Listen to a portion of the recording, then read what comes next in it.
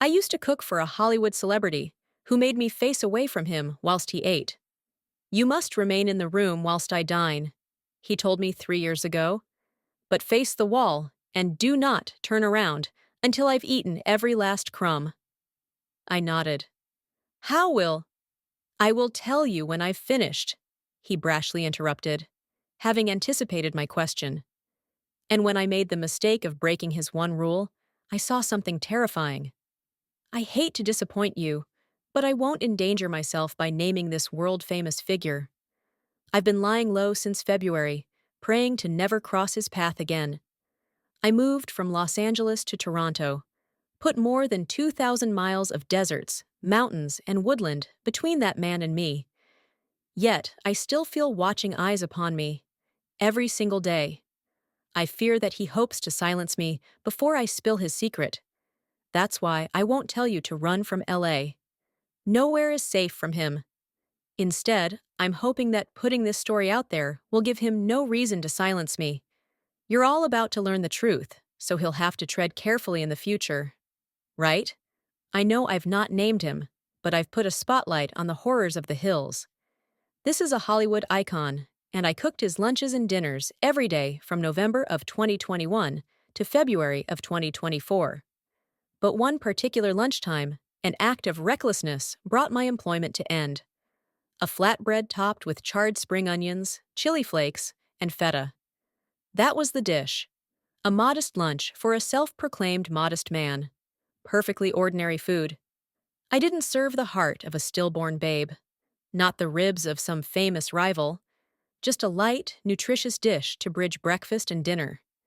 That day was the same as any other, so I don't know why I did it. I mean. I'd spent 3 years cooking for my client, and I'd never previously questioned his only rule. I hadn't dreamt of disobeying him, as he paid such a disgustingly inflated salary. Not until one ordinary day in late February. I placed the flatbread on the table, walked over to the kitchen counter, then focused my gaze on the wall ahead, twiddled my thumbs, and waited patiently whilst he tucked noisily into his meal. That was something I'd always noticed. The sound. The slaps and smacks of his lips, tongue, and teeth meeting various food textures. I don't have misophonia, but that man managed to produce noises which utterly perturbed me. I don't care about those who talk whilst they eat. Don't even care about those who eat with their mouths open. No, the racket of this man's feasting disturbed me because it always sounded like more than one person eating.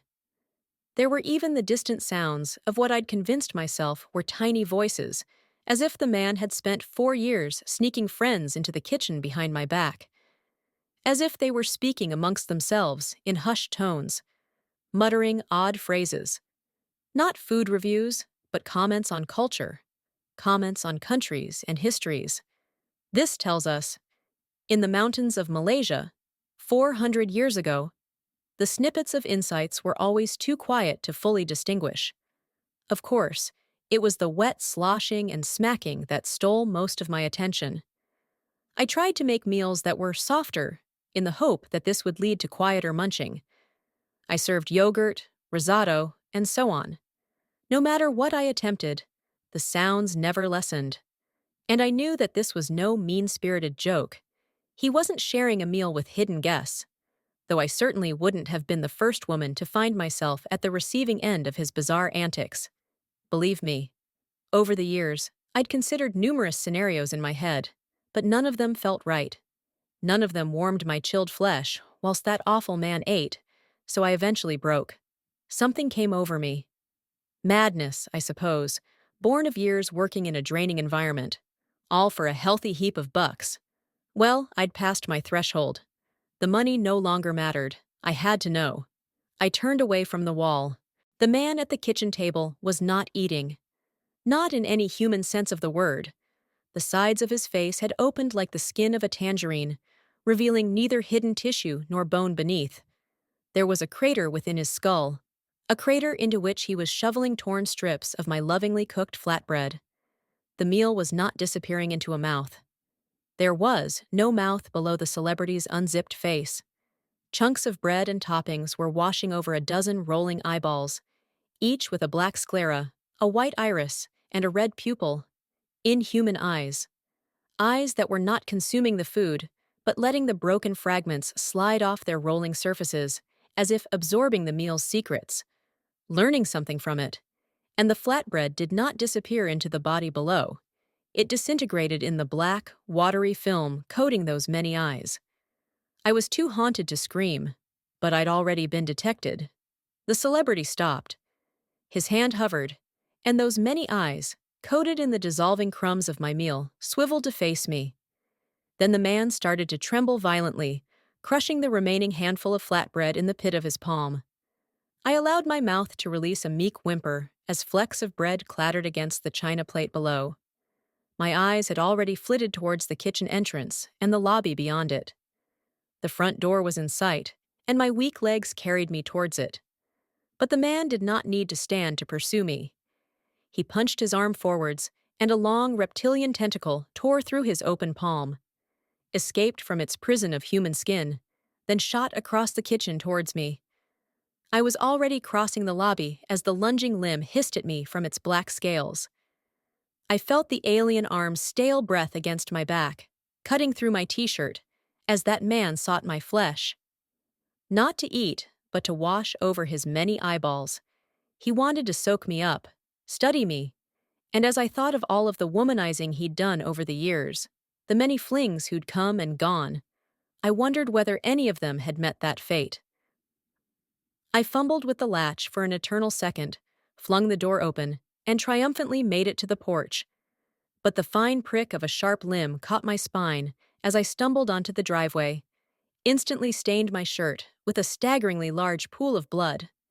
Yelping in agony, I pushed onwards, pushed across the driveway, scaled the fence, and ran through the streets of Beverly Hills. I remember little of what followed. Barely remember how I ended up in Toronto, in all honesty. I know that I abandoned everything, my home, my friends, my family, and my life.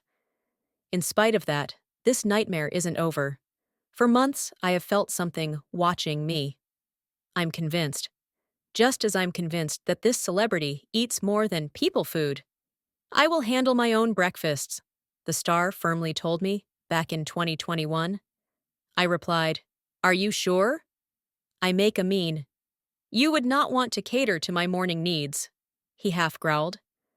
At the end of the day, this is about more than getting the truth out there, more than, hopefully, protecting myself from him.